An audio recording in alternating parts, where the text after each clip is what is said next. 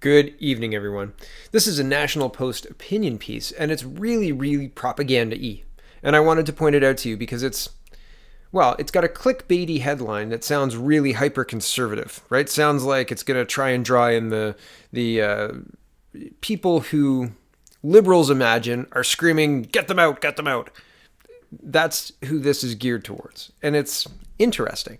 So I wanted to read to you the job numbers that they're using to say the headline, and then the propaganda aspect they shove in there right after. So here's the piece. The author is William Watson, and it says, "Now we know how well Trudeau's Syrian refugees are doing. It's not good." And I'm going to scroll down because this is all just set up and talking about who they are and where they're coming from, et cetera, et cetera. Get to the job numbers here. Okay. For instance, if you look at the cohort of all immigrants who arrived in Canada in 2011, the median income 5 years on for those who did have wage and salary income was $28,800. Looking specifically at economic immigrants with earnings, they had a median income of $40,400, while earners in the, quote, Canadian experience class, those who'd spent time here on a different type of visa before formally immigrating here, had 5-year median incomes of $61,300. 5 years on, however, refugees from the class of 2011 had median earnings of only $21,500. Among those government-assisted refugees were making just $16,200, while privately sponsored refugees were at $22,400. In their very first years of earnings, these two groups had made just $6,900 and $18,900 respectively. So their median incomes had gone up, just not very high.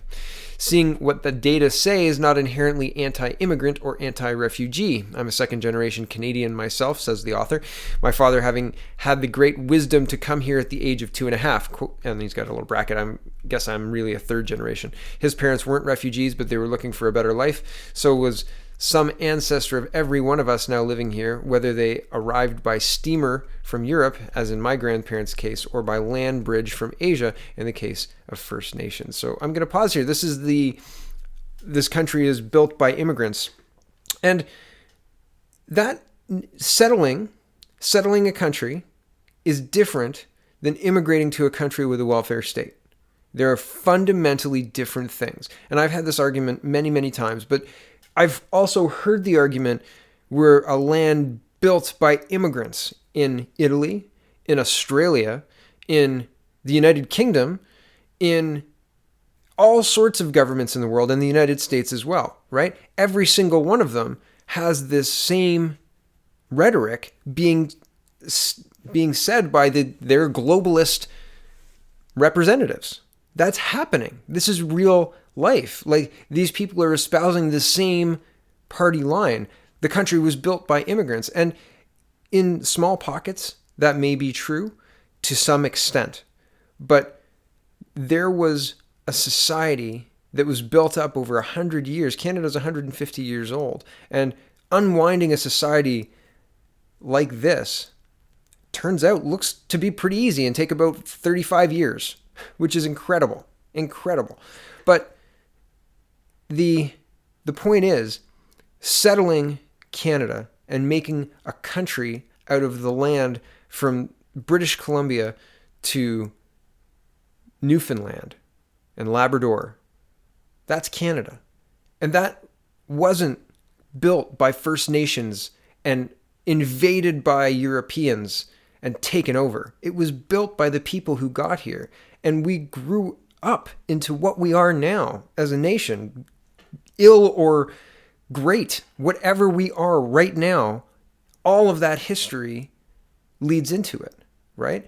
And as I said, there were bands of First Nations and European settlers, and there were clashes, and there was the building of a country and the founding of a country, and that country has gone out and done things in the world, in the modern world. And so saying that, this country was built by immigrants, what does that even mean in a day-to-day sense, in how they built Canada instead of how we built this country, right? Why be so divisive? Why? Canadians built this country. Canadians built this country, right? We need to recognize that. And Canadians means First Nations, and Canadians means European settlers, and Canadians means people who are willing to continue the mantle and keep this Western country as great as it has always been as Canada, right? But that doesn't mean we open our borders and let every man, woman, and child everywhere in the world who doesn't have a state come into Canada, because we have a small population. 37 million people for this giant landmass is a small population. And if we allow 200 million stateless people to flood our country, if we fling open the gates and say, anybody who can get here, you're welcome here and come on in, we will quickly lose our social cohesion. I don't want to. And the rhetoric of this, we're built by immigrants, is just offensive, because it tosses in the garbage all of the struggle and the history that goes along with building Canada and maintaining Canada. Maybe I've gone off on too much of a tangent there, but man, it just bothers me. It really does. Okay, back to the article. And this is the propaganda part. Okay, this is the propaganda part.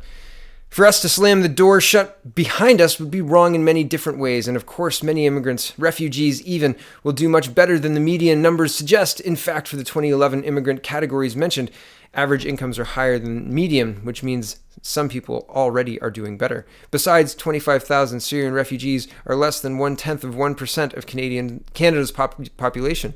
In the larger scheme of things, the challenges they pose are barely noticeable. We're a rich country. We can afford to help out some of the most desperate people in the world. Shame. And saying you've got enough to give. The point isn't, do we have enough? The point is, where do we draw the line? And the point is, the line needs to be clear for everybody. Because if the line's not clear for everybody, then you actually start encouraging human trafficking, which is something we can all agree is a terrible thing. I don't want human traffickers bringing people to Canada because we have lax rules about who can cross into our country. It's incredibly offensive to claim the moral high ground when the policies that they're proposing actually lead to higher amounts of human trafficking. It's maddening.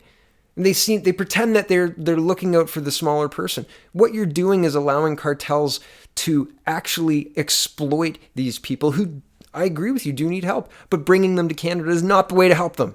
Frustrating. Okay, and the last bit of the article says, that doesn't mean we shouldn't keep refugees out. It does mean we shouldn't beat ourselves up if their income numbers don't turn out the way we'd like. Just all propaganda. Garbage, nonsense propaganda. Here is the meat of this video, except that I didn't know I was going to go off on that tangent, so maybe that's the meat of the video. I don't know. CBC is reporting, Liberal MP who led committee shutdown denies cover-up, says it's time for shift in SNC-Lavalin debate. So they're saying like, yeah, turn the page, guys. Game over. This is done. We're not going to talk about this controversy anymore. Do you guys want to talk about climate change? That's what they're going to try and run on. It's not going to work. SNC is not going anywhere. Because, well, anyway, back to the article. The Liberal MP who triggered the sudden adjournment of an emergency meeting of the Commons Justice Committee Wednesday insists there's been no attempt by the government to cover up the SNC-Lavalin affair and says it's time to turn the page on the controversy. Francis Drouin suggested the opposition Conservative and NDP members were playing politics by calling the meeting during March break, since a session to determine next steps had already been scheduled for March 19th. So everybody showed up to the meeting and then adjourned the meeting just to say, ask you, right? Yeah. Okay, I scroll down a little. Drouin said he believes it's unnecessary to bring Wilson-Raybould back. He said she can provide the committee with a written statement and noted she's testified before the committee for nearly 4 hours already. Quote, I think I've heard enough, he said in an interview with CBC Radio's Ottawa Morning. Ms. Raybould has said in response to Elizabeth May and Nathan Cullen that nothing illegal was committed. Nothing criminal was committed. So now the conversation has to shift between whether or not the Attorney General and the Minister of Justice, those roles should be split. Okay, so a couple of things here. Miss Wilson-Raybould was allowed to speak up until she was shuffled from cabinet as the Attorney General. Up until that point, she was asked, did anything illegal happen? And she answered no, right? Did anything improper happen? No. And so that means that was the pressure illegal? No, I guess, according to the Attorney General, but the Attorney General, the former Attorney General, was actually involved in the situation. And if you're a lawyer, and I know some lawyers, I am not a lawyer, but if you're a lawyer, I don't think you are allowed to determine if something was illegal or not if you are involved in the situation. So I think that possibly that is misleading at the very least. However, she is not allowed to speak about why she left cabinet or what happened after she left cabinet or what happened after she was shuffled out of the attorney general role and into the veteran affairs role, but was still in cabinet. So maybe what happened was illegal after she was not able to talk about it after she was shuffled out of the role of attorney general. And which begs the question, why can't we have her back? And they're going to shut it down.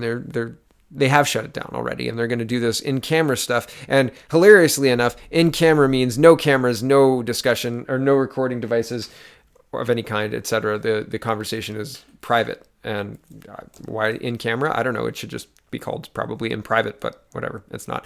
Here's the last little bit of this article that I'm going to read.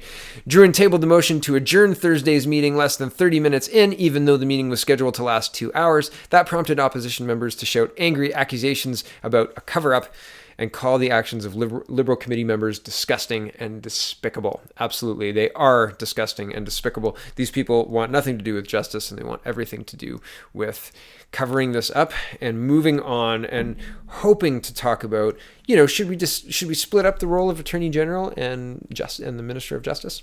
Yeah, probably. And you should also probably stop pressuring the Attorney General and changing laws to give money to your crony buddies and allow them to negotiate and bribe people with Canadian government money and then give their companies big lucrative contracts. It just seems really shady, and you don't have a good excuse for it. You just want to stop talking about it. Pretty disgusting, pretty despicable, pretty corrupt, if you ask me. Crony capitalism, crony corruption needs to be ended, in my opinion. Thank you for watching, and have a wonderful evening.